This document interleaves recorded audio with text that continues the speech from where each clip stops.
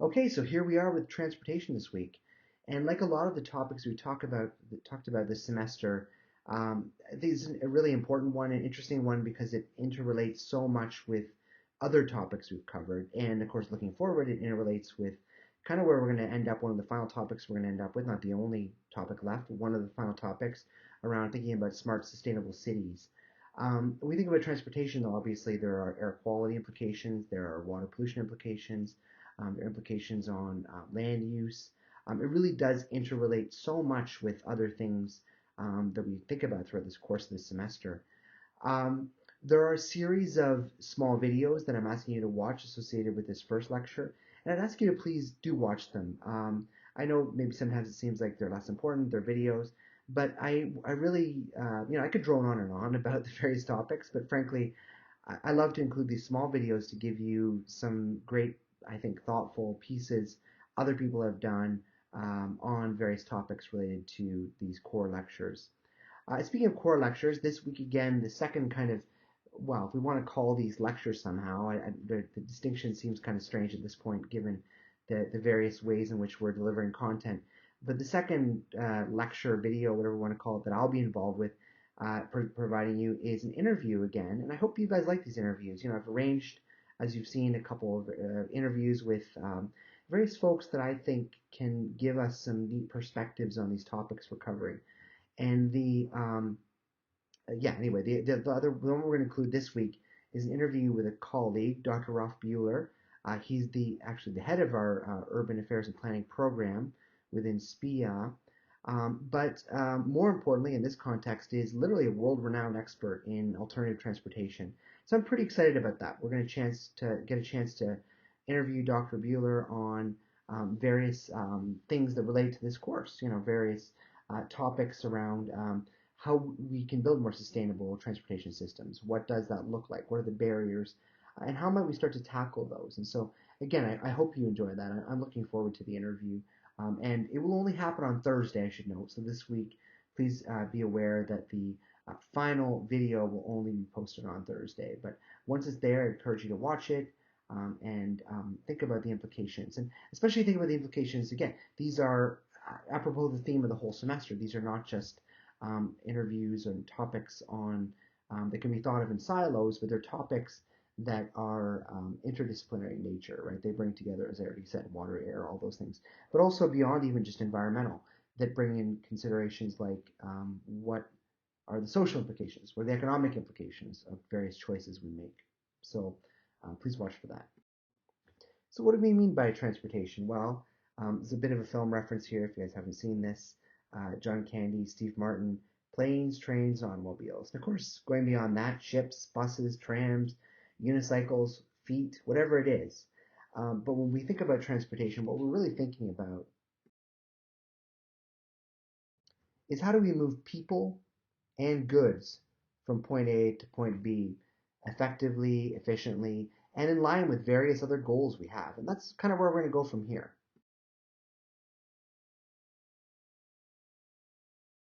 And I said goals, but another way to put it would be kind of the inverse would be the challenges we face. What are the things that get in the way of our goals in terms of moving effectively from point A to point B?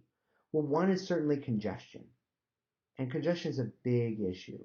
When we think about traffic congestion, we're all familiar with that, and those of you from Northern Virginia that grew up in Northern Virginia will be particularly familiar with this notion that we're talking about a major cost, right? Traffic congestion costs Americans about $124 billion in direct and indirect losses per year. The expectation is that that's only increasing, and certainly we've seen patterns of increasing over time. There's an incredible loss of productivity, of time spent in traffic as opposed to in our productive or leisure pursuits. So time with family or time at work and so on and so forth. And so certainly, if you think about goals, the goal here would be how do we move people, again, to repeat myself, point A to point B, or goods from point A to point B, as effectively and efficiently as possible. And that's certainly one of our core goals. And so moving people from point A to point B as efficiently and quickly as possible certainly is a key goal. Many might say it's a core goal, primary goal, but it's not the only goal we have, right? And so if we look at a goal or a challenge, the inverse, Another one would be safety, right? How can we do it in the safest way possible? How can we build a transportation infrastructure that's safe? And this graph, in some ways, still catastrophic, still very sad, but some good news, some bad news potentially here, right? And so, incredibly sad in the sense that we still lose about 35,000 people yearly. Even more sadly, motor vehicle accidents are the leading cause of death for teens, with many more injured. And so, that's obviously incredibly sad and I would say a major goal we should be trying to tackle. The good news, insofar as there is any, and it's moderated good news, is that we've seen significant declines over time. Or I shouldn't say significant. We've seen declines over time, and so as you can see, as the population has grown, as the vehicle miles traveled has grown, we've actually seen the opposite relationship in terms of deaths per. Well, the bottom graph there, line there, is the decline in deaths per billion vehicle miles traveled, deaths per million people related to motor vehicle accidents. On the other hand, that last blip, you can see towards the end of that graph, and there has been a blip going up the other way, seems to suggest that we may have plateaued, or in fact, we could even see a reverse in some of those trends.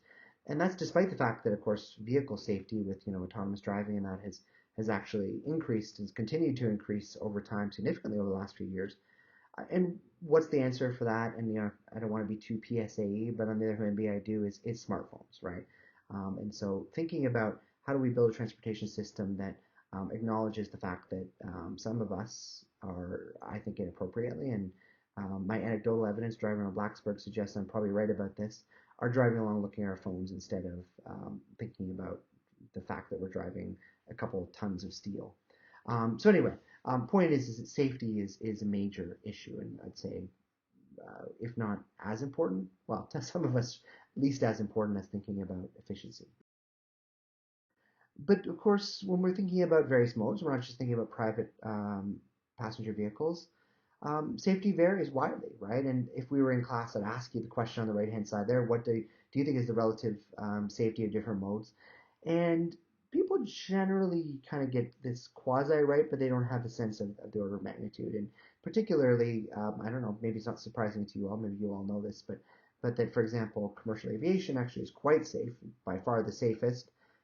Buses, transit, rail, commuter rail, and then it starts to go out pretty significantly from there until we get to the point of car like truck or motorcycle, of course, sadly. But what this doesn't account for is pedestrian and bicycling, and very sadly, of course, those are quite dangerous. And I say that genuinely, that's sad. Um, and that if we want to promote alternative forms of transportation, that's probably something we have to overcome, is the danger associated with walking and biking. Next big issue slash goal is maintaining, or in terms of being an issue, the decaying state of our infrastructure.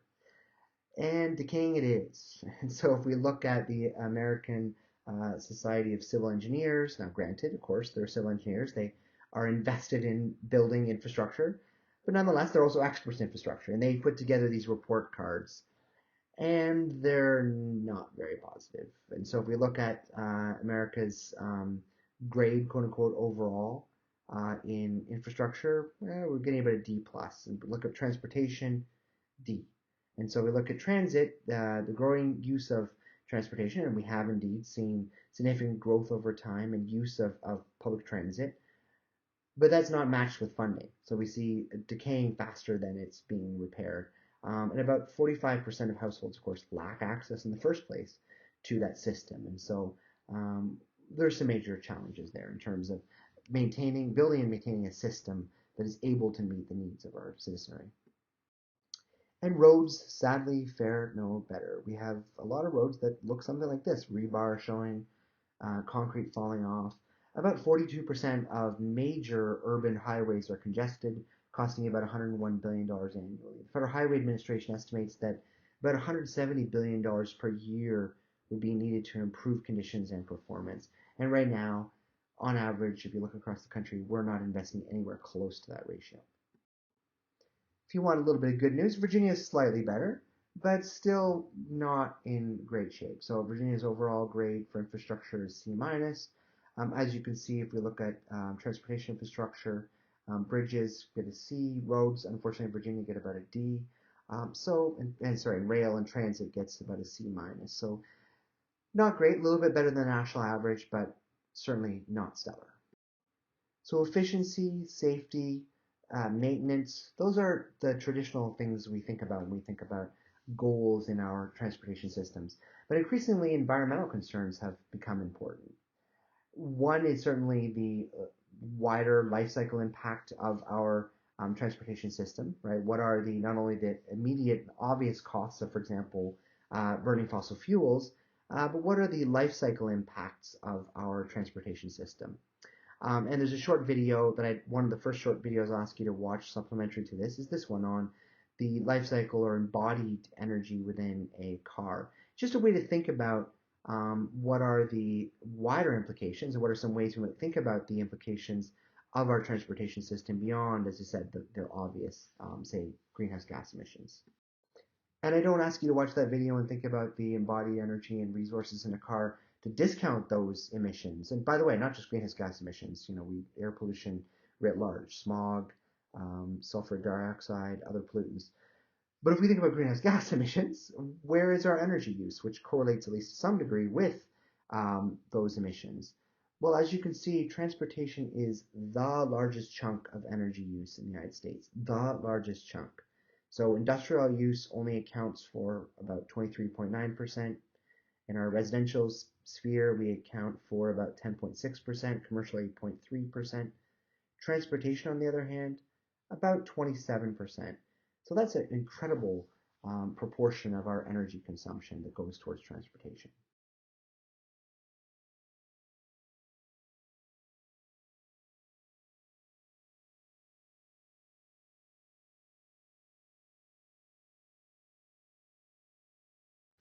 Okay, so I mentioned environmental impacts beyond climate change and greenhouse gases. And what are some of those? Well, certainly, first of all, is air pollution, atmospheric pollution, and that can fall into different camps, right? So we have large-scale diffusion of pollutants. So I mentioned sulfuric dioxide, for example, that can get in the atmosphere and lead to sulfuric acid falling as acid rain deposition, but also locally, right? So for example, locally high concentrations of PM2.5, PM10, particulate pollution, ozone, ground level ozone, smog, right? So those are the kind of pollutants that can happen, whether photochemical reactions or otherwise, at the local scale. And there are really high correlations there. You might remember back when we talked about air pollution, I showed you the graphic, I think it was in Pittsburgh, of localized air pollution, just how drastically much higher the air pollution is in close proximity to interstates, for example. And so it's a very serious issue.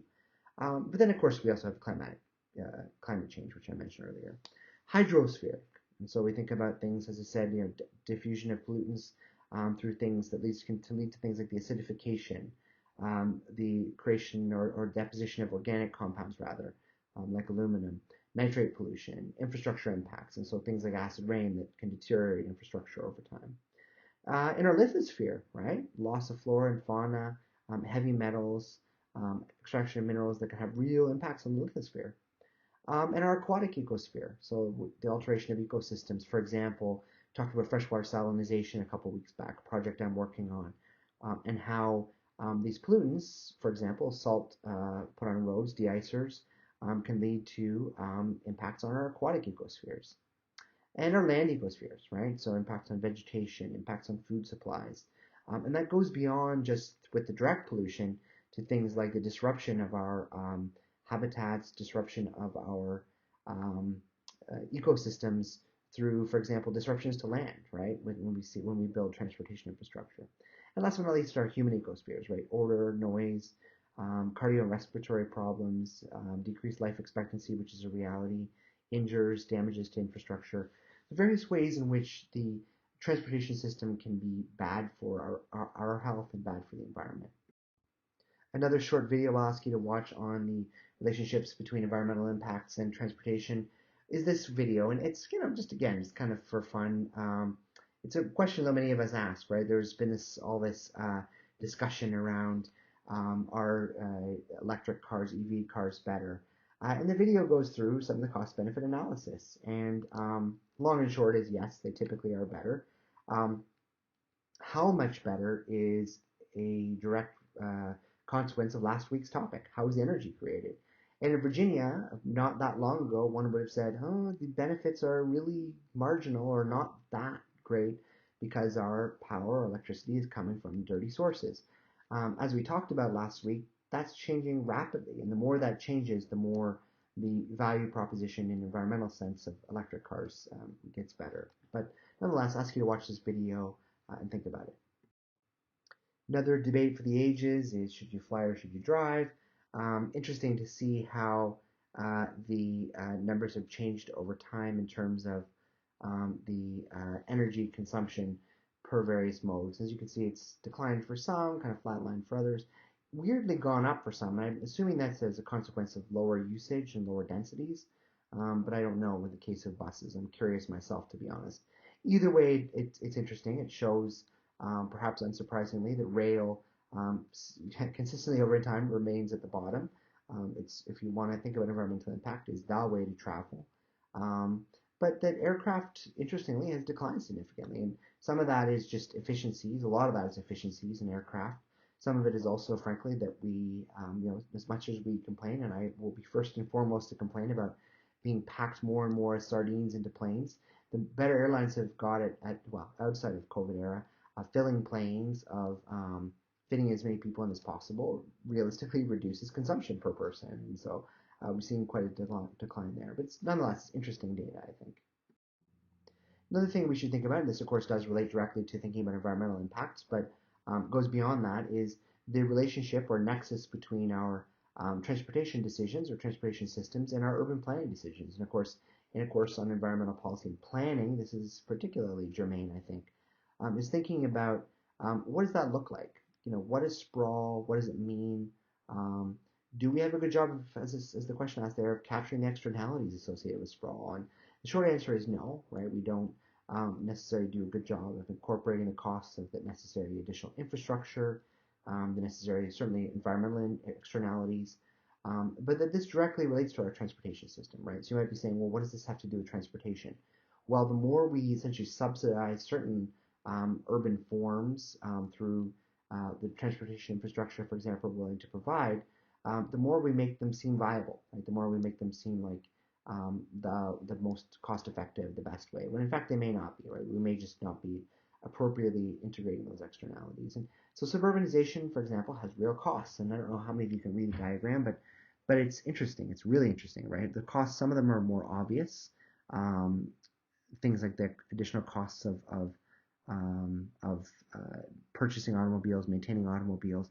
But those are real costs. We also tend to discount those. We tend to think, well, of course, everybody has to have a car, maintain a car.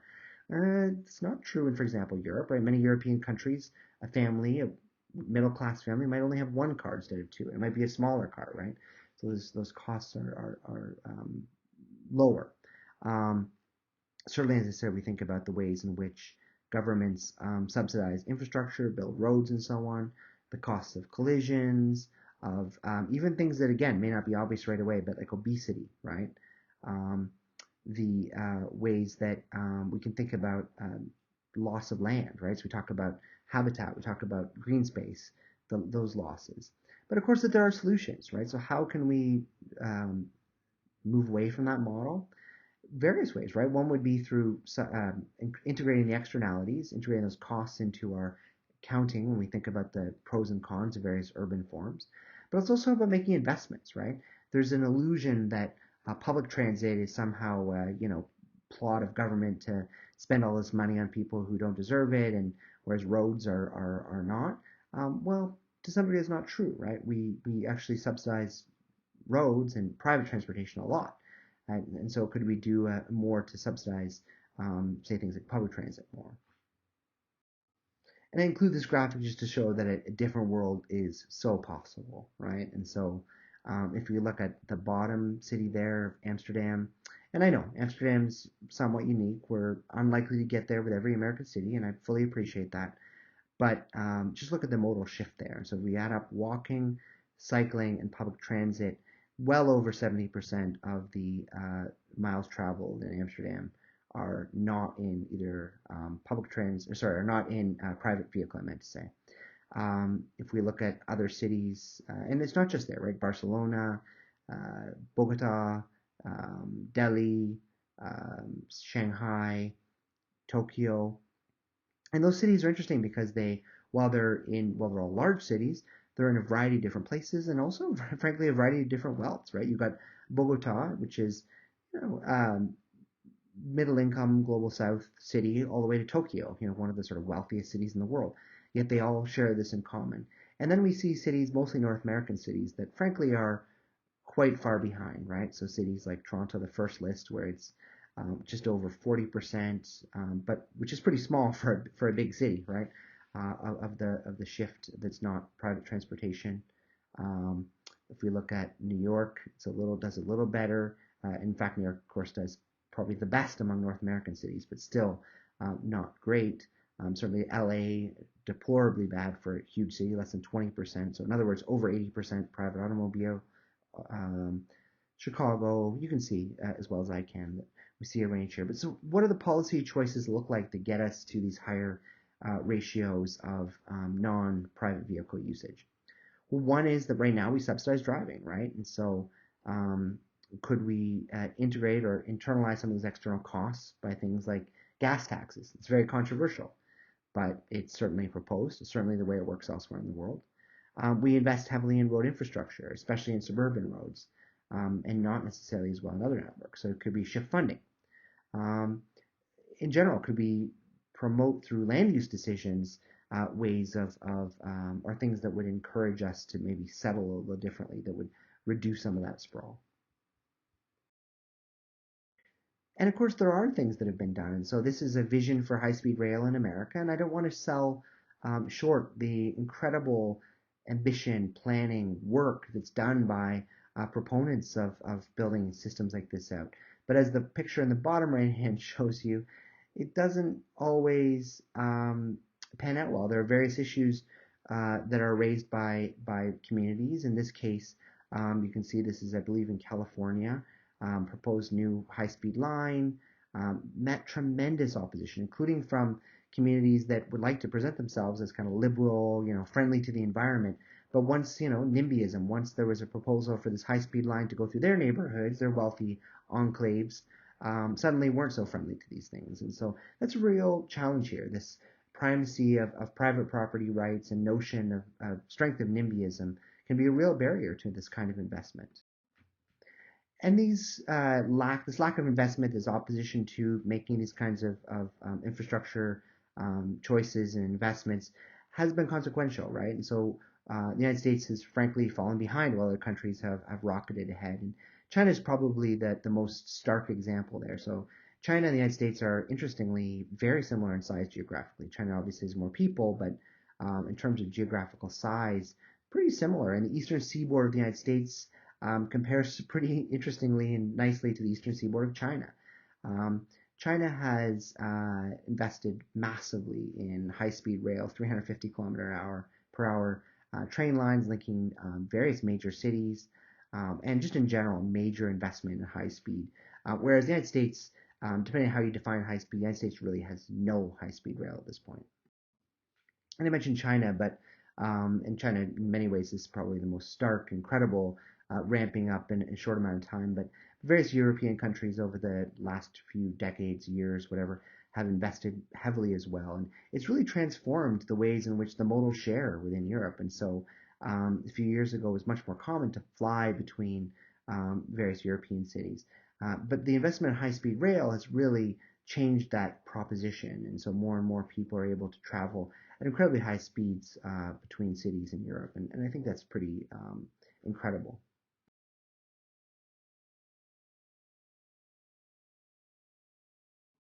So the chapter goes through various elements or dimensions of transportation planning in the United States, but just to kind of put out there some of the key legislation or activities. Certainly, the Intermodal Surface Transportation Efficiency Act of 1991 was very important because it mandated joint planning for all surface modes with the goals of meeting local needs, providing efficient network operation, supporting intermodal integration, and addressing environmental concerns in ways that provided good value in terms of cost benefit. And this was ultimately to be implemented, or is implemented at the local level through what are called MPOs, or Metropolitan Planning Organizations. And these are sophisticated local planning processes that are necessary for cities and regions, more importantly regions, to engage in order to access federal funding dollars. Subsequent legislation has attempted to increase intermodal and non-road transportation support, but the majority of money still goes to roads. And if we look, for example, at the most recent MAP 21, requires performance targets on safety, infrastructure condition, congestion reduction, system reliability, freight movement, environmental sustainability, and so on and so forth. Um, Basically, one of the things I want you to take away from this is that the federal government plays a major role in terms of money, about $85 billion in 2015, which was about 2% of the federal budget. And that this is, while the federal government is a major investor in these things, they do it in many ways, or not many ways, entirely through, or almost entirely, through local planning processes in regions through this MPO process. And so here in the New River Valley, for example, we have the New River Valley Metropolitan Planning Organization, and that it is a agency that brings together local officials, state officials to think about what is it that they want to prioritize when they ask for federal dollars to help support transportation projects.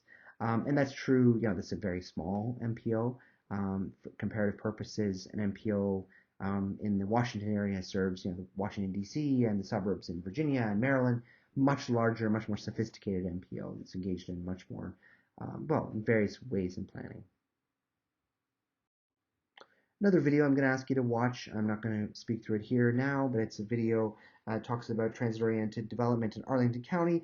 And just when you watch it, I want you to think about what are the ways in which planning levers and both the state and local level are being pulled to manipulate the transportation system to meet goals, to integrate what we can think of both as land use and transportation planning, and bring them a little bit closer to each other in terms of how we do achieve those goals by thinking more holistically. Last supplementary video I'm going to ask, of course that doesn't include the interview that's going to be separate, but supplementary to this lecture, is one on thinking about driverless cars. It's kind of neat. It's, again, I hope thought-provoking. I hope you all find it useful. Driverless cars are kind of the big promise of how we can reduce time wasted, how we can more efficiently move from A to B. There's all this promise with them, and I don't doubt that there may be opportunities to deliver on the promises, but there can be both those utopic ideas and dystopic concerns around the potential consequences. So I'd like you to watch that as well as a supplementary video.